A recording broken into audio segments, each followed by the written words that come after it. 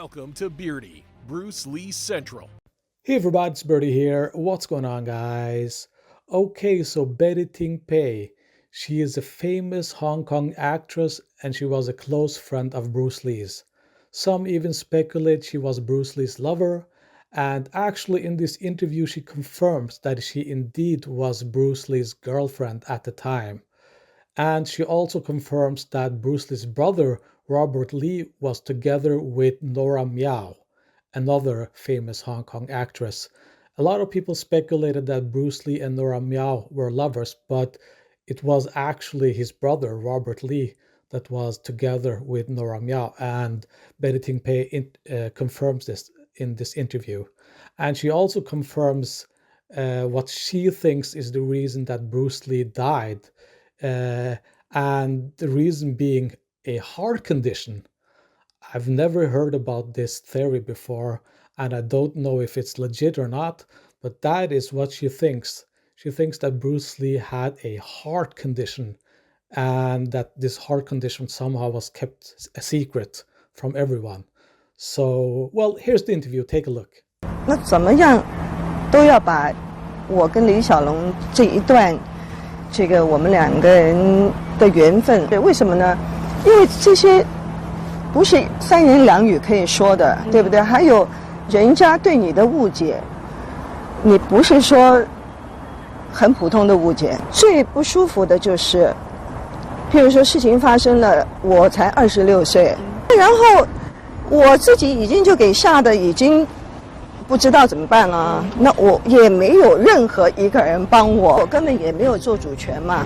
他家人觉得我跟他是朋友，当然觉得不是这么好，或者也不知道怎么办嘛。就是说他家人说，不要说从你家送出来的，他先表示他很喜欢我嘛。那你想想看，我怎么可能会不喜欢他呢？而且他是很特别的，他你介意我问一个可能大家会很好奇的一个问题吗？很多影迷，苗可秀是他的女朋友吗？在那个不是，苗可秀是他弟弟的女朋友。他的弟弟是叫 Robert Lee，是苗可秀是 Robert 的女朋友。化妆又很清秀，我不懂他为什么。我现在想，后来我女儿说。那我觉得你比较好啊，他为什么要喜欢苗可秀？当然喜欢你了，我女儿这么说。但我心里是在想，我好像我因为我小的时候，人家都觉得我是妃女嘛。哦，妃女就是说那样不太好的女孩是吧？就是比较大胆，妃女嘛，对不对？有个妃字嘛，都是比较在反复的想，就比如他身体不好，他那天吃了什么东西。或者突然发生了什么病？我觉得这个应该，我觉得在我来说到现在，肯定我觉得是非常自然的。他还有昏倒一次都没有人跟我讲，他太太知道，周文怀知道，但是没有人跟我说，这不可能是不自然。但我觉得不可能，一个那么年轻的人，如果不是突然发生一些什么疾病的话，他怎么可能突然一下？那不是就那问题吗？对不对？心脏停止吗？我觉得他从小的身体不是这么好，因为他的小名叫小凤。What really happened? Okay, so that day, Bruce and Raymond Chow had an agreement. They were going to meet up with Betty Ting Pei in her apartment and they were going to discuss a new upcoming movie.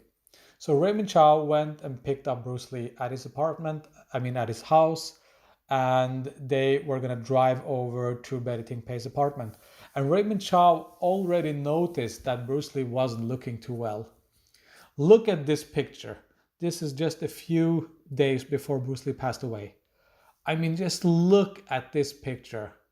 This is so unusual for Bruce. Bruce always looked like $1 million.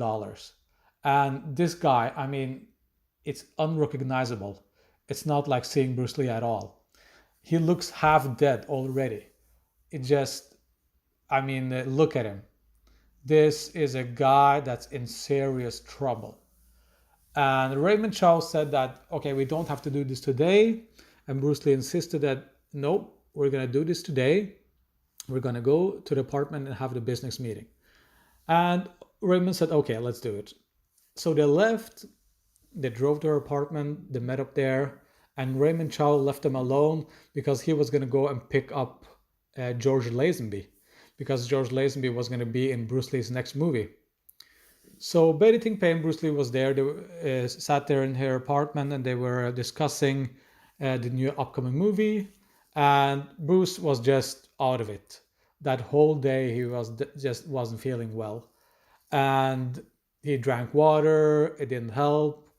Then he asked for an aspirin. And Betty Ting Pei gave him the aspirin. And by the way, that aspirin is just a generic aspirin. That's the most common painkiller in Hong Kong. Bruce Lee had been taking that painkiller for decades. It's nothing special, and it did nothing to him. Because people think that that painkiller somehow killed Bruce Lee. That's just nonsense. Bruce Lee had taken those painkillers for decades. It's the most common painkiller in Hong Kong. So, actually, it's the quite opposite. The painkiller didn't do enough. Bruce Lee was used to painkillers that were 100 times stronger, and this painkiller just did nothing for him. So if he had had his own painkillers with him, he might have reduced the swelling in his brain when he was at her apartment. But his painkillers was at his house, so he didn't have them available.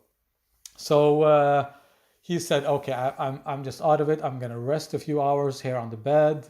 And he drank the painkiller. He went to rest. And he basically never woke up.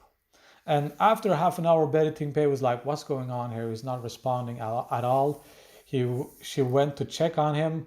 He didn't respond at all. He was just out cold.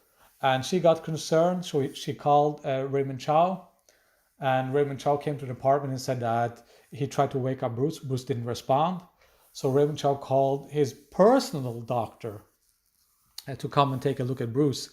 And he came and he wasn't able to wake Bruce. And that's when they knew that we are in serious trouble now. So they called the ambulance. The ambulance came really quick. They picked him up. They drove him to the hospital, the nearest hospital. And they tried everything to save him. But the swelling had already gotten so serious that they couldn't reduce it. It was just too little too late. And this was not a surprise for the people that were around Bruce Lee, because take a look at him. He just looked completely worn out. He was just half dead. Plus, the fact that he already had collapsed, he already was in the hospital just a few weeks earlier. And that's what annoys me a lot here, is that people, they respected Bruce Lee so much that no one dared to tell him something. No one dared to force him to go to the hospital. No one said, Bruce, listen up here. You're going to the fucking hospital right now. No one did that. No one had the guts to do that because they were afraid. They were afraid that Bruce Lee was just gonna, fire them or just stop being their friend or whatever. They were afraid of Bruce. He had so much power and influence that they were afraid to talk back to him. So no one actually told him the truth. They were too scared of him to tell him the truth. And Bruce Lee had a crazy temper. The people that knew him knew that Bruce Lee had a crazy temper. So if you told him that you have to go to the doctor, he might snap at you, and say that, no, I don't need a doctor, and just go on. So, no one just took that situation and forced him to go to the doctor. He unfortunately had to make that decision himself because no one could make that decision for him. And, his ego was literally too huge for him to submit to a doctor. And he thought that he could just ride this wave out and he's not in danger. And that's a problem when you have yes people around you. Everyone just says yes, no one says no, If someone just picked up on this, just look at him, look at the picture. He looks like he's dying.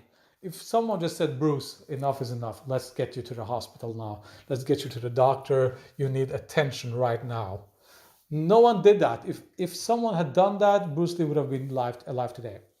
So that is really, really sad. So after trying to save him at the hospital, they couldn't. He was already too late, and he passed away around 11 o'clock that night. And Raymond Chow called his wife Linda, told him the bad news. She came over. It was too late when she came over, already too late. And that's that, man. Those are the last hours of Bruce Lee's life.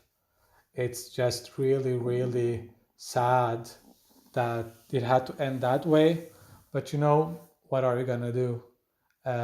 You can't blame anyone really. It's Bruce Lee's own choice. I've talked about this before. Everything he did was his own choice. No one controlled him. No one told him what to do. And you know, when you are someone like Bruce Lee, you are just up in the skies. You know, everything is going your way. And he had like the most amazing body in human history. You know, he thought he was invincible. But you know, the body can only take so much. Even Bruce Lee's body. A normal person would have died 10 years earlier, you know, from all that exercise and all that wear and tear.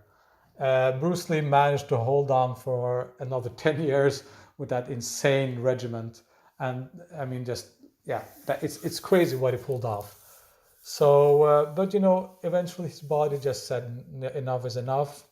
And unfortunately, he wasn't at his own home when this happened. He was a ticking time bomb. That's the thing. It's just a matter of luck at this point. If he had been like in his own home when this happened, he could have taken his own painkillers and reduced the swelling in his brain and survived.